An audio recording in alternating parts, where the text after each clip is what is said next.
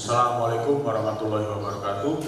Salam sejahtera untuk kita semua. Shalom, Om Swastiastu, Namo Buddhaya, salam kebajikan, rahayu. Jadi pada kesempatan siang hari ini saya langsung saja kepada inti-intinya, kepada pokok-pokok persoalannya.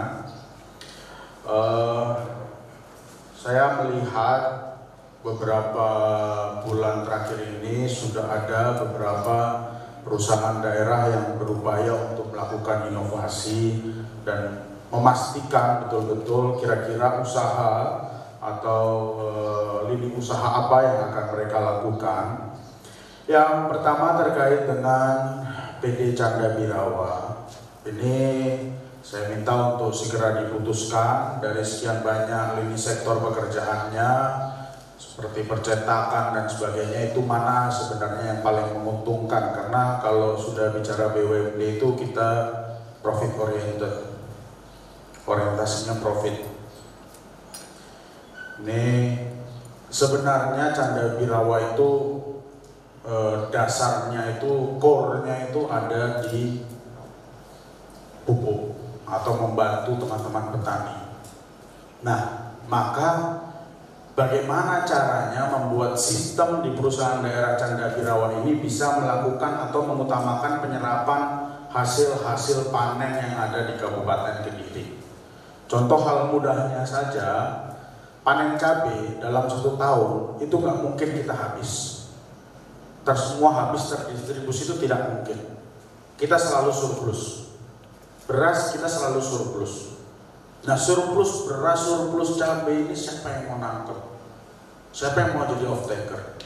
Saya harap perusahaan daerah Canda Birawa bisa menjadi off-taker. Itu yang pertama. Lalu yang kedua terkait Margomulyo. Ini kalau di teks ditulisnya kopi, tapi saya tidak mau berbicara tentang kopi saja. Perusahaan daerah Margomulyo juga sudah mulai harus bisa memikirkan bagaimana industrialisasi dari nanas. Proses dari hulu sampai ke hilirnya itu harus dipikirkan oleh Margomulyo dan bekerja sama dengan Dinas Pertabun dan Dinas Perdagangan. Jadi di hulunya sama Dinas Pertabun, di hilirisasinya sama perdagangan. Kalau ini dikuatin terus, kalau kita sudah bisa mengindustrialisasi nanas, jadi sudah bisa dijual secara masif dan bisa ada kenaikan yang eksponensial, saya rasa dibandingkan kalau di sini ditulis kita punya target ekspor kopi. Mohon maaf, ekspor kopi itu seremonial aja nanti yang saya takutkan.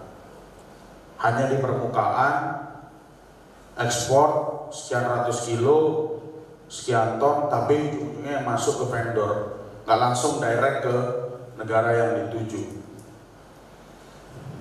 Lalu yang berikutnya lagi PDAM.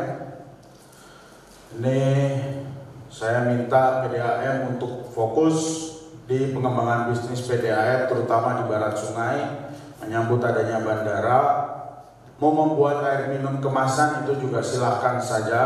Cuman yang tidak kalah penting, kemarin saya baru saja rapat CSR terkait water treatment.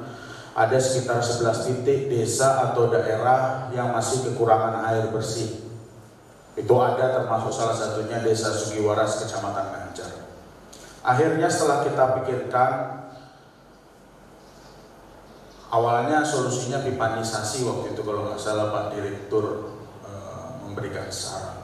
Tapi ternyata zaman sudah berkembang, Bapak, ada sebuah alat yang diciptakan sekarang digunakan di seluruh kementerian baik TNI Polri. Alatnya memang sedikit mahal, satu alat itu sekitar 5 miliar. Sebenarnya tidak mahal kalau ini bicara air, karena air itu sumber kehidupan. Satu alat itu 5 miliar bisa mencukupi sampai dengan 800 sampai 950 orang per hari. Jadi alat ini fungsinya apa? Alat ini dipasang hari ini, diaplikasikan, dioperasikan, ini tinggal sedot dari air manapun. Mau air laut, mau air got, mau air apa, disedot, diolah, langsung diminum. Dan itu sudah ada. Tangkap peluang bisnis itu, karena apapun itu air sumber kehidupan. Jadi jajaran PDAM saya minta untuk betul-betul serius dan terus benahi di internal. Bagi bank daerah, ini tolong bagaimana caranya bank daerah bisa memberikan kredit pinjaman atau kredit lunak terhadap teman-teman petani kita. Dan itu saya minta prosentase bunganya bisa bersaing dengan bank-bank swasta. Saya hanya menyampaikan paparan atau arahan singkat itu saja. Semoga bisa dilaksanakan dengan baik. Dibanding terlalu banyak hal-hal yang harus saya sampaikan tidak bisa direalisasikan. Jadi saya singkat saja. Jadi saya ulangi lagi. Yang pertama untuk Canda Birawa, bagaimana caranya menangkap hasil-hasil produksi panen dan menjual lagi. Ibaratnya jenengan ini harus lebih pintar dibanding tengkulak, atau ya ilmunya tengkulak lah jenengan ambil, tapi nanti profitnya kita kembalikan kepada kita tetap memberikan profit kepada petani. Jadi jangan sampai kalah sama tengkulak. Yang kedua, Margo Mulyo, saya rasa ekspor kopi bagus, tapi kita masih terus kembangkan. Dan kemarin saya cek di teman-teman petani Jumbo di Mojo, apakah sudah siap untuk ekspor betul. Mereka katakan sekarang masih di angka 25 sampai dengan 30% kesiapannya. Dari segi kualitas kopinya juga sudah saya coba. Jadi lebih baik dibandingkan kopi, mending nanas yang sudah existing dan sudah diakui. Lalu yang berikutnya lagi PDAM, pengembangan air bersih, pengelolaan air di barat sungai, dicek desa-desa mana yang titik-titiknya yang masih belum mendapatkan air bersih, mendapatkan air terutama, itu dicek, nanti dilaporkan secara berkala, termasuk jaringan-jaringan PDAM itu juga harus bisa bersaing dengan jaringan-jaringan yang ada. Mungkin itu dari saya. Yang terakhir untuk bank, kredit atau pinjaman harus bisa bersaing dengan bank swasta. Terima kasih. Atur nuwun. Wassalamualaikum warahmatullahi wabarakatuh.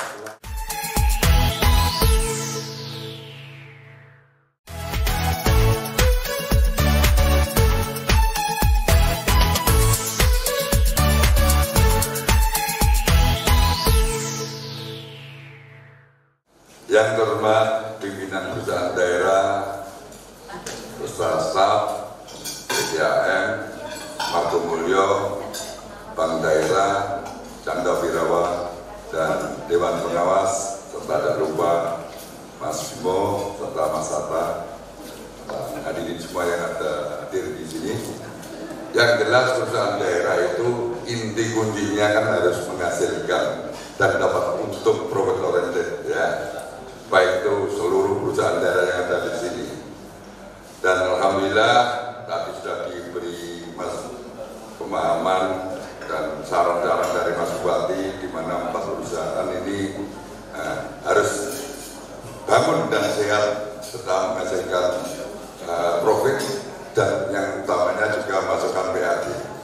Nah, ini tadi kemarin ada dari perusahaan daerah dari Margo Mulyo maupun PDAM mengajukan untuk bagaimana caranya sehat. Yang jelas pada pokok intinya PAD itu harus masuk walaupun ada keringan. Kalau sama sekali ini saya lihat kantolannya tidak ada, dan sulit untuk mencari, sehingga kita tidak boleh mengabaikan aturan-aturan yang ada.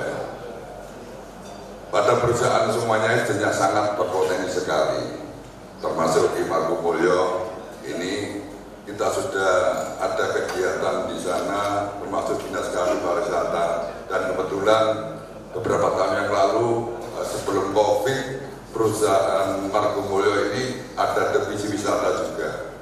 Nah, inilah kita akan coba untuk komunikasi supaya hidup kembali ada sektor pariwisata yang dipegang oleh Margo Mulyo.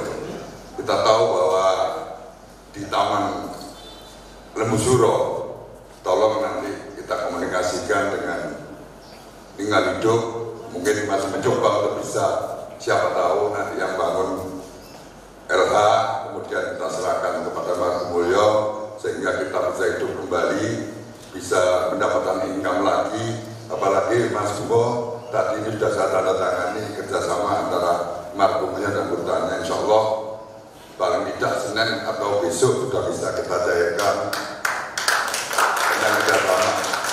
Dan itu tidak cukup, lumayan juga pada waktu saat sebelum COVID kita mendapatkan hampir 5,8 miliar dari kardus. Khusus untuk Margumulyo aja 4 miliar lebih. Tapi karena COVID, ya akhirnya juga turun gratis. Nah, kita harus bangkit bersama-sama. Itu juga kita bagi hasil dengan Margumulyo juga kan Pak ya. Sehingga cuma tahun ini juga kita bagi dengan kehutanan, termasuk juga di Gilis. Juga banyak potensi sekali yang tidak hanya pada wisata, namun juga yang dikatakan Mas Bupati tadi, nanas juga sangat menggiurkan. Nah ini Margumulyo juga bisa menjemput bola untuk menata kembali perkebunan nanas. Mungkin bisa langkah yang maju, mungkin diinput semua petani yang jualkan Margumulyo. Nah kejual kemana? Mungkin jual dengan perusahaan daerah, kan juga bisa. Nah, jadi kita kumpulkan tidak hanya mungkin dari Margumulyo, tapi juga lahan yang lain di luar daerah, di luar sekitar itu. Kemudian kerjasama dengan PDB Canda Widowa. Nah ini perlu kita gali lah potensi-potensi yang ada. Tadi yang disebutkan Mas Bupati betul, kalau ngomong kopi harus berpikir panjang. Karena sebetulnya yang saya tahu bahwa Margumulyo sebenarnya tanaman kopi itu semakin tahun harus semakin banyak, tidak semakin habis karena di lereng gunung untuk regularisasi. Nah ini karena mungkin tidak menggiurkan atau kurang sehingga semakin tahun kopinya semakin muncul, bahkan tinggal berapa hektar Pak?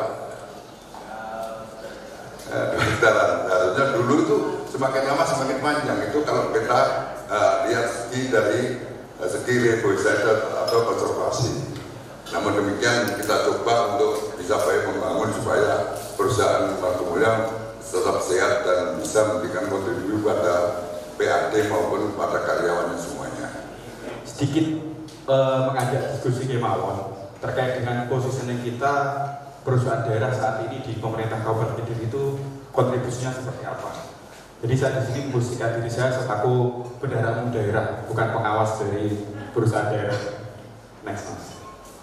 Oke, saya ingin bercerita terkait dengan kinerja pendapatan dari pemerintah Kabupaten Kediri. Next. Bahwa kita ini saat ini, karena saat ini adalah era otonomi daerah, pendapatan asli daerah ini memang merupakan salah satu hal yang sangat penting sekali untuk menuju kemandirian daerah. Saya beri gambaran.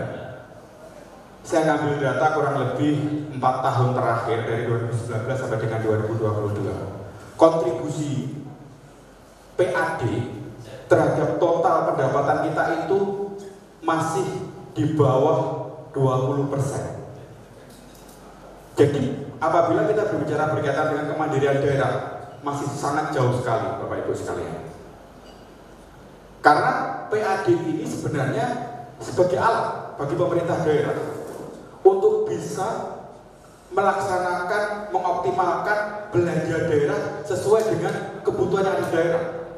Kalau kita hanya mengandalkan dari belanja transfer dari pemerintah pusat, semuanya itu sudah diatur secara spesifik. Sekarang ini DAU pun, jadi kita itu dapat namanya dana alokasi umum, dana alokasi khusus, dana bagi hasil. Untuk DAU pun mulai tahun 2023 ada namanya DAU spesifik. Jadi yang dulu bebas mau dipakai untuk apa, sekarang masih mau dikotak-kotak lagi oleh pemerintah pusat. Intinya apa sebenarnya? Intinya adalah ketika daerah mau berinovasi, mau berkreasi, daya dirimu dewe, pakai PAD-mu sendiri. Next. Kalau kita berbicara PAD, saya kerucutkan lagi. Kontribusi dari perusahaan daerah itu berapa sih? Dari kekayaan daerah yang dipisahkan itu berapa? Bapak, Ibu, dari 4 tahun terakhir dari yang saya ambil, kontribusi PAD dari kekayaan daerah yang dipisahkan itu hanya 2% dari total PAD kita. Nih Bapak Ibu bayangkan, Seperti yang Pak Sekda sampaikan tadi, kerja keras di sini, pelayanan kepada masyarakat dioptimalkan di sini. Kerja keras ini seperti apa? Nah, ini nanti yang perlu kita rumuskan bersama-sama di masing perusahaan daerah. Harus ngapain ini berarti? Kalau kita berbicara, terima kasih kemarin Bu Nana ngajak ke Jakarta, benchmarking yang sangat luar biasa di sana. Memang kalau kita mau mengejar mereka sangat jauh, tapi ini adalah tolok ukur yang sangat luar biasa. Iki loh, gambaran harusnya itu sebuah perusahaan daerah. Dan kita sekarang posisinya ada di mana? Untuk bisa mencapai itu apa yang harus kita laksanakan? Jadi berharap Bu Nana, agenda seperti ini nanti bisa kita teruskan rutin 3 bulan sekali atau 2 bulan sekali, sehingga kita bisa sama-sama bertukar pikiran dengan teman-teman yang ada di masing-masing perusahaan daerah. Karena 2% Bapak Ibu dari total PAD kecil sekali. Kita harus target nih Pak Sekda, 2023 mau berapa persen? Langkahnya seperti apa untuk bisa mencapai mungkin 5% seperti itu? Ini harus mulai ada gambaran dari teman-teman masing-masing perusahaan daerah. Tidak bekerja, oke, aku bekerja seperti biasa, rutinitas harianku seperti ini, mau kontribusi seperti apa itu urusanku. No, ke depan pola pikir seperti ini harus sudah dihilangkan. Kapan kita bisa 10%? Kan targetnya seperti itu. Karena ini nanti juga kembali kepada Bapak Ibu yang disetorkan kepada pemerintah daerah itu 55% mungkin, 50%. Sisanya kembali kepada kesejahteraan yang ada di masing-masing perusahaan daerah.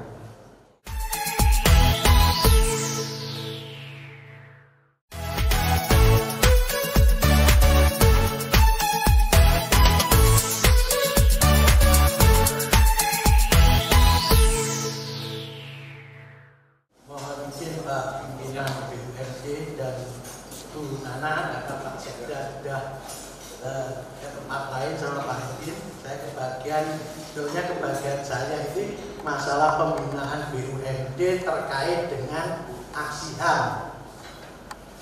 Kenapa ini disampaikan oleh Bu Nana ke bagian hukum? Karena aksi HAM ini wajiban bupati setiap 4 bulan sekali. Ya, maka kenapa ini tetap saya sampaikan? Karena pembinanya BUMD itu bagian ekonomi, yang ditagih hukum itu mesti bagian ekonomi. Nah, aksi HAM ini berdasarkan Perpres 53 tahun 2021 tentang Rencana Aksi Nasional Hak Asasi Manusia tahun 2021 sampai dengan tahun 2025. Ada beberapa sasarannya. Yang pertama terkait dengan kelompok perempuan, anak, penyandang disabilitas, dan masyarakat adat. Untuk BUMD, dan tegaskan untuk BUMD kebagian pas kelompok sasaran perempuan dan penyandang disabilitas. Nah, aksinya ada 6, aksi 1, 2, 3, 4, 5, dan 6. Khusus untuk BUMD kita batasi saja aksi 1 dan aksi 6. Untuk laporannya B4, B8, B12 dalam 1 tahun ada 3 laporan mengenai aksi HAM yang harus didukung data. Karena tadi sasarannya perempuan, yang pertama pekerja perempuan berapa jumlahnya dan disabilitas. Intinya itu ada formatnya, tidak perlu kita rinci di sini. Untuk tahun 2022, alhamdulillah Kabupaten Kediri mendapatkan Kabupaten Peduli HAM yang nanti dihadiri Masbuk, diterima Masbuk pada tanggal 12 Desember 2022 di Jakarta di Hotel Sultan. Nah, terkait dengan aksi HAM tadi, maka mohon kerjasamanya, karena ini yang kalau Kabupaten telat yang ditagih pasti Bupati Bu. Ini sejak dulu rutin. Nah, pas pemerintahannya Pak Jokowi ini lagi digiatkan lagi Tapi maksudnya kalau nggak store ya kosong, nilainya jeblok yang ditagih pasti bupati. Benar ya gubernur. Nah untuk B04 tadi untuk aksi 1 itu untuk BUMD dapat nilai 100. Tetapi di aksi 6-nya 23,5. Kenapa? Karena tidak didukung data mengenai sosialisasi. Datanya kurang, maka data itu sangat-sangat penting. Mungkin nanti kalau kita di tahun 2023 Bu Nana mau minta data, mohon dilayani lah. Itu aja. Terus yang untuk B06-nya di laporan B8, berarti saya terangkan untuk B04 itu bulan Januari sampai April, sedangkan B08 Mei sampai dengan Agustus, sedangkan B12 itu September sampai Desember. Nah, untuk Desember panjenengan telah mengirim dan bagian hukum melalui Bapeda, karena kirimannya bagian hukum ke Bapeda ke Bapeda provinsi, baru kepada panitia Ranham Nasional Jakarta Selatan. Itu sudah kita sampaikan, kita laporkan, namun hasilnya belum. Yang telah keluar B4, B8. Tadi saya sampaikan untuk B8, untuk BUMD nilainya yang aksi 1 85,5, sedangkan yang B6 aksi 6 itu nilainya 100. Alhamdulillah. Ini mengenai masalah aksi A. Terima kasih. Hari ini adalah acaranya pembinaan untuk BUMD yang tujuannya optimalisasi BUMD, yang mana BUMD di Kabupaten Kediri ini direktur dan dewasnya ini banyak yang baru dan perlu mendapatkan pembinaan dan pengarahan dari Mas Bupati yang tadi sudah kita saksikan bersama. Masing-masing BUMD diminta untuk melakukan terobosan-terobosan dan fokus terhadap usaha yang mereka lakukan. Jadi masing-masing BUMD punya spesifikasi yang khusus. Kedepannya seperti apa terkait bandara, terutama karena BUMD pengaruhnya sudah besar ya. Ya, betul. BUMD pengaruh bandara, yang mana bandara ini insya Allah tahun 2023 ini sudah mulai beroperasional. Tentu saja sebuah keniscayaan kalau kita di Kabupaten Kediri ini, orang Kabupaten Kediri hanya menjadi penonton. Kita harus jadi pelaku, kita harus jadi pemain. Untuk itu arahan Mas Bu pada waktu pelantikan pertama kali direktur BUMD, jadi baik itu direktur PDAM, kemudian Canda Birawa, Margo Mulyo, ini arahannya beliau bahwa yang pertama untuk daerah wilayah barat ini air bersih harus wajib untuk ditingkatkan. Kemudian air bersih yang disiapkan oleh bandara ini wajib kerjasama dengan PDAM. Nah ini insya Allah ini sudah mulai ada kerjasama antara PDAM dengan pihak bandara. Belum lagi untuk produk-produk, jadi produk-produk unggulan yang mana ini bisa diusahakan oleh baik itu perusahaan daerah Canda Birawa maupun dari Margo Mulyo yang mempunyai produk-produk unggulan seperti tadi yang arahan Mas adalah produk nanas. Jadi nanas dari hulu sampai hilir ini diupayakan bisa menjadi usaha yang fokus bagi BUMD baik itu Margo Mulyo maupun di Canda Birawa. Jadi mulai mungkin kalau Margo Mulyo nanti fokus di dalam mulai masa tanamnya, tapi untuk perdagangannya mungkin ini ada di Canda Birawa.